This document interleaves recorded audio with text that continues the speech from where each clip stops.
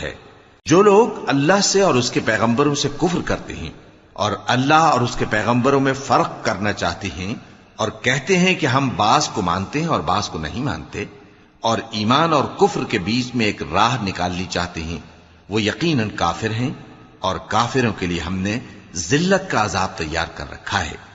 اور جو لوگ اللہ اور اس کے پیغمبروں پر ایمان لائے اور ان میں سے کسی میں فرق نہ کیا، یعنی سب کو مانا، ایسے لوگوں کو وہ ان قریب ان کی نیکیوں کے صلے عطا فرمائے گا، اور اللہ بخشنے والا ہے، بڑا مہربان ہے۔ اے پیغمبر، اہل کتاب تم سے درخواست کرتے ہیں کہ تم ان پر ایک لکھی ہوئی کتاب آسمان سے اتار لاؤ،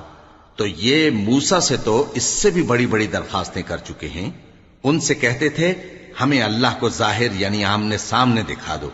سو ان کے گناہ کی وجہ سے ان کو بجلی نے آ پکڑا، پھر کھلی نشانیاں آ جانے کے بعد